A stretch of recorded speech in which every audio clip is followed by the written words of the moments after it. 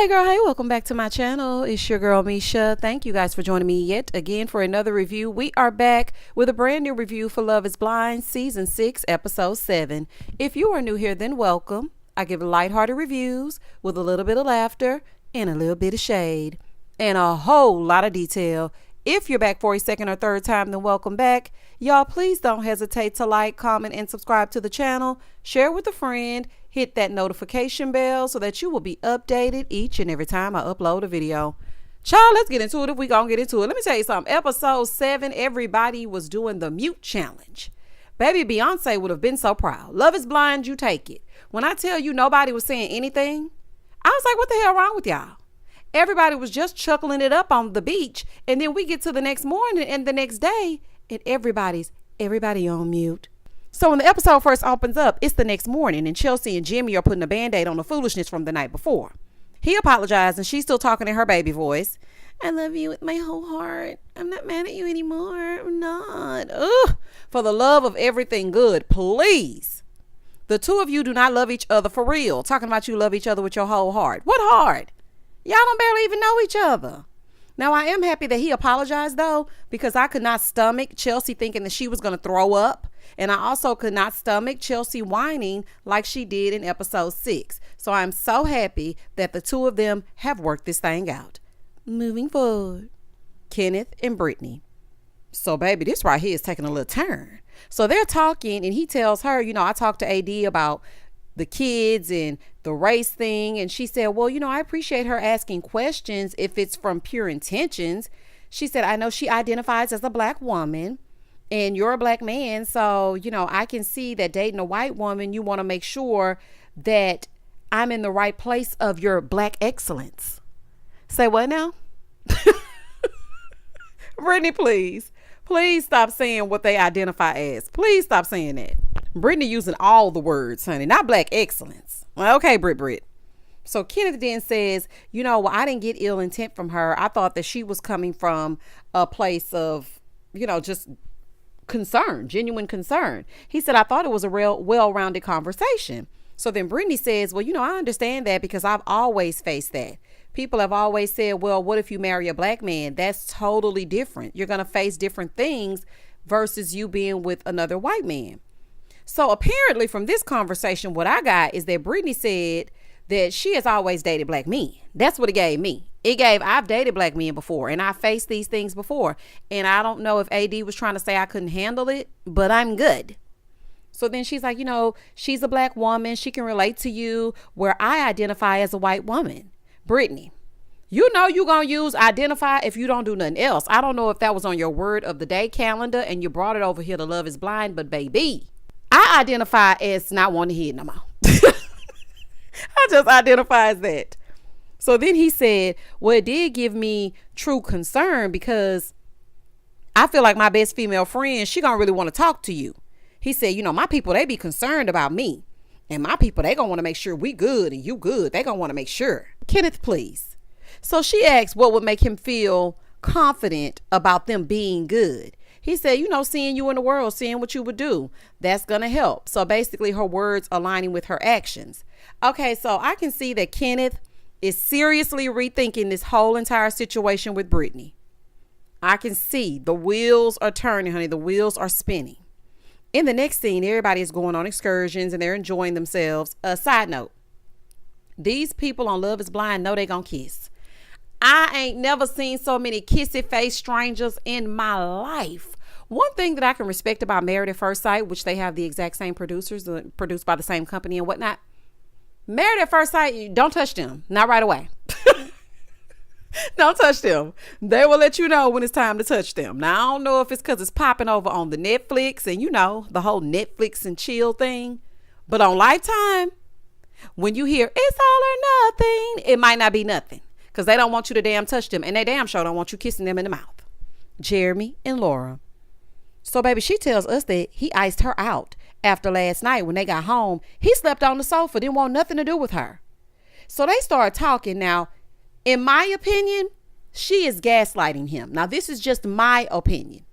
She said that she was triggered because in her past relationships, she's been embarrassed by something that the person would say or do. She's like, you know what? In the future, if I tell you a story jokingly, I don't expect you to go and repeat it. I never thought in a million years that you would do that. You know what? Laura is really a piece of work. Ma'am, how are you going to turn around and get mad at him because you made an inappropriate joke? Please be so for real.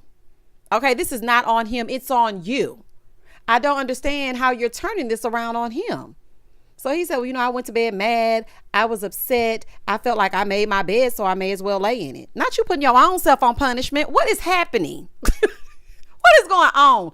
She said that she didn't deserve that. He says that she didn't deserve the silent treatment. So all that he can do is try to fix it. Now, don't get me wrong. The silent treatment is not the way to handle things. But Laura, this is all on you. Had you not told him to do that, none of this would be happening.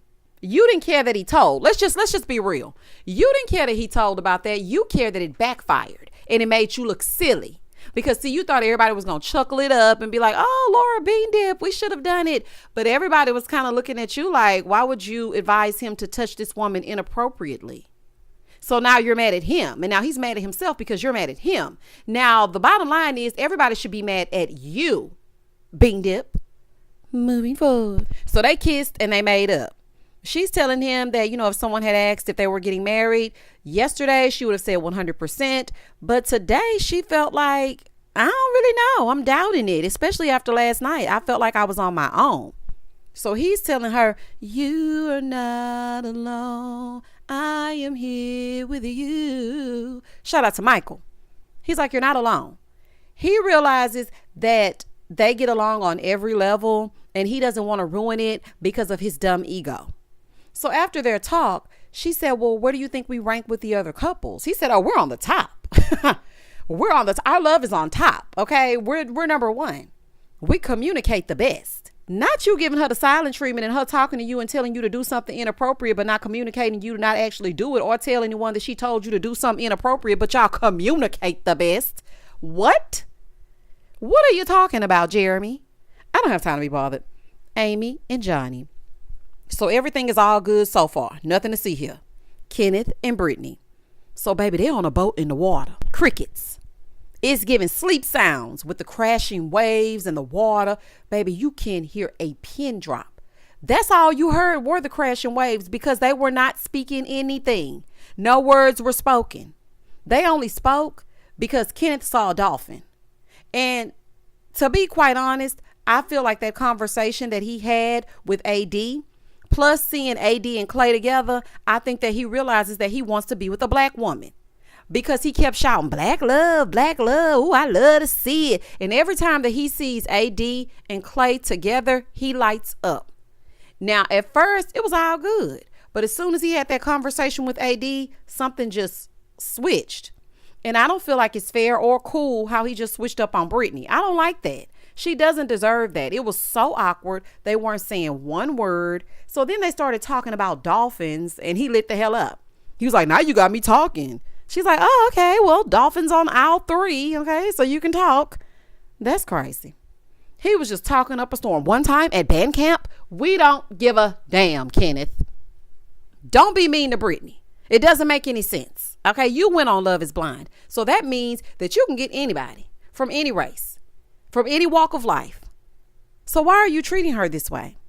So then they started talking about the dolphins and that was pretty much it. So now we're back to the silence. So she's kind of like touching his leg. She said, well, have you noticed how I like touch you? Do you like that? Are you okay with me touching you? Now he did say it was cool. And I caught this, Brittany. You wanted to say, do you appreciate that?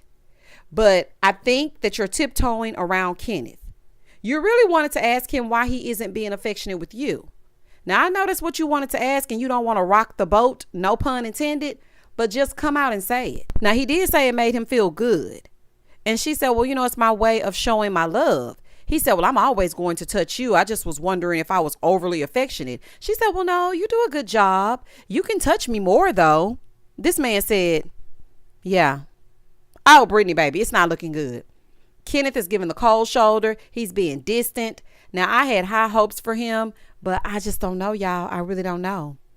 So she's laying on him, right? And he's looking like he's somewhere else. That conversation really has him in his head. Now he's trying to have a conversation about the physical touch of it all. And she was like, I was wondering if you were into me because you don't give me that affection. Well, Brittany, you just said 2 seconds ago that he was doing a good job. Which one is it? He said, well, people tell me I'm overly affectionate. Are the people on the boat with us? Who are the people? Are they in the room with us? Who are these people? She said, well, you're such a gentle giant and you're so respectful. So I just, I didn't think that I'd be like, oh my God, he's really not being affectionate. He said, yep. Kenneth, let me say something to you, honey. I'm speaking directly to you. One word answers and acting all aloof. It's not becoming. Okay. And Brittany, Kenneth isn't actually all that big. I definitely wouldn't describe him as a giant. Okay. He's average height at best. Clay and AD. So they're having lunch. They start talking about her being from, I think she said Boston, and how they were going to go back and she was going to introduce him as her fiance and how she used to be an NFL cheerleader. And so they're talking about all the things, right? They're having lunch, baby. They brought out that soup because Clay was hungry. Not hungry, but hungry. They brought out that soup, y'all, and he was tearing that soup down, baby, slurping the broth and all. I said, he don't even care. He on TV, baby. Clay was eating like he was at the house, okay? AD was looking at him like, ooh, I can't take him nowhere. He ain't got no table manners, ma'am. He really does not. So she said, well, I'm glad you're loving it. So after he ate his soup, he was like, I'm good now. I just want to sit here. Radio silence. Nothing. So he started stacking up the plates on the table. Now, she was looking at him crazy. Me personally, I didn't mind that. I thought it was very helpful to the server, and it shows that he can be decent at times. I think people who just let you grab all over and they got plates and spoons and forks and I don't like that. I like the fact that he stacked those plates up. It might not seem big in the grand scheme of things, but I thought that was pretty cool. So they're sitting there and she asked him what he was thinking. He said, well, I'm enjoying myself, but I'm just thinking I don't want to let you down. I know how much this means to you and how much you want to get married, and I want to be that guy, and I'm trying my hardest. Oh, okay. He already is knowing that he's not ready. Clay is wasting time, baby. I get contemplating, but you went from one extreme to the next. You went from, I can't wait to introduce you to my mom, my sister, my dog, to, I'm just thinking, man, I don't want to let you down. I know how happy you are about this. Sir, are you happy? Because it seems like you think you're the prize and AD is desperate to get down to the altar and you don't want to let her down because she's been thinking about this all week. I'm like, what? So she said, what just happened? He said, nothing, babe. I'm just thinking, it's just the natural way that your brain goes. She said, well, the switch up just came out of nowhere. Baby, day 3 is turning everybody every which way but loose. Do y'all hear me? Every which way but loose. He said, well, I can see you as my wife 100%. I'm not saying that. I'm just deep in thought. That is so uncomfortable. But I feel like it's better that he's deep in thought now and he has his doubts now rather than you getting married. And then 2 or 3 weeks later, he's like, you know what? I'm good. Moving forward. So now it's beach day and all the non-talking couples are headed down to the beach. I hope it is not a do-over of the night beach party, because if it is, it's about to be a fool. So they all get down there. They're all hanging out. Chelsea is bragging about the sex of it all. Baby, she's so happy. You could tell if she was over the moon. She was like, oh my God, I just love him. Oh my God. So it seems like everyone has consummated their marriage so far. Chelsea said it took their fight to bring them closer together. It's just the way that he handles conflict and she just loves it. Child, not y'all fucking fighting. It's giving toxic. Jimmy done took his goofy tail self over there to talk to AD. Didn't you get enough last night? He said Chelsea made him feel bad. And AD said, well, I'm happy that my derriere helped bring you guys closer. Shake your derriere and derriere. Y'all remember that song? Oh, child, I'm not finna play. Shout out to Beyonce and them. They pan the camera over and Laura is over there talking to Johnny. Laura, leave Johnny alone. He and Amy are doing good. Don't come over here with that. So all that stuff you be doing, go somewhere else with it. She just being messy talking about, I could just tell that you and Amy are already knocking the boots. So he starts telling her that they're taking it slow because she isn't on birth control and he just wants to enjoy her. He don't want to have no children right now. And he does not need anything to happen because it could be one slip up and they could have a Johnny Jr. He said, I thought everybody was on birth control, honestly. Johnny, let me find out you out here going raw dog and all these women. Because, you said that the women in your past all talked about birth control. And I was just thinking, are condoms not available? Is that not a thing? Laura was like, well, I understand. And some women, they can't be on it because the hormones and it's just too much. But I'm really obsessed with you guys. Yeah, right. You just want to have something to talk about and you ain't fooling me. I don't trust Laura as far as I can throw her. Moving forward. Over on the other side, Jeremy apologized to AD for the bean dip thing. And I thought that was really good that he apologized to her because it was very inappropriate. Laura, you also need to apologize. Jeremy, do you not see what's happening? I like you, Jeremy. I'm starting to warm up to you. But I feel like you're not seeing Laura for who she really is. So he asked about Clay. And, she was saying, we're trying to align right now. So Jeremy was basically telling her that he spaces out, but that's just him thinking and processing. And then he'll be talking again, but then he'll go silent. And she was like, woo, I needed that because that was a confidence booster. It's not just me. Nope, it's not just you. Over on the other side, Jeremy is now talking to Amy. Amy said that her and Johnny are magnets to each other, but she's never lived with the guy before. Plus, she's afraid about her dad because he wasn't very supportive. In their culture, you do things a certain way. So she said, well, what about you and Laura? He said, we were each other's, number one and number two the whole time. But one thing that concerned him with Sarah is that he didn't know if Sarah could handle certain things. But with Laura, they talked about how they would handle serious matters. And I was just wondering, how do we get to Sarah? Like, we were talking nothing about Sarah. And he just brought Sarah up out of nowhere. So then he goes left and says, well, I want to meet Sarah because she asked me what she could do differently. And I didn't really have an answer. But it all came down to fun because I feel like we can still be friends outside of this. He couldn't wait to tell somebody that he wanted to talk to Sarah. He could not wait. Amy was like, child, my name is Bennett and I ain't in it. Honey, I know that's right. Chelsea and Jimmy. So they're talking about their favorite and least favorite part of the trip. They're back at the hotel now. Beach day is over. He said his least favorite part was the taquitos because he was trying to hurry up and eat them before anybody else. And he chewed a hole in his lip and it was bleeding. I don't know what's going on. She was fishing for him to say that she was his favorite part of the trip. But this man said his favorite part was whipping her hair back and forth around in that damn vehicle. I whip my hair back and forth. All right. First the teeth, now giving her whiplash. Jimmy, you know what? You are a class act. And if y'all don't know that that's sarcasm, I don't know what to tell you. Jimmy, is something wrong with you? I really want to know. Something's got to be wrong with you. First, her big white teeth, and now you whipping her around in the vehicle was your favorite part? Side note, one thing Chelsea gonna do is be Jimmy's hype woman. Because the way that she be hyping him up, you're so good looking. I love the way the light is hitting you. Girl, she is always complimenting him, but I just want him to return the favor. Every now and again, I want you to look over at Chelsea and tell her how attractive she is. Give us something. Amy and Johnny. So they're in the pool. They're talking, having small talk. The only thing I remember is that she told him while they were talking in the pool that if she doesn't get her dad's blessing, then she cannot go through with it. Oh, wait, Amy, why would you do this if you knew that it was dependent upon your dad's approval? You should have gone the traditional route because ain't nobody got time for you to be playing with them. So, baby, it's time to head back to Charlotte. Time for the shared apartments. Baby, this when it gets real. So now everybody has their devices back, a.k.a. their cell phone.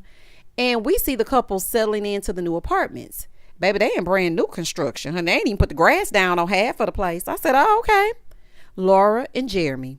So they're talking about things that they don't like, right? I don't know if Laura has dated slob kebabs in the past because some of the things that she was mentioning, I was like, oh, these men must have been gross. And Jeremy said some of that stuff is just nasty.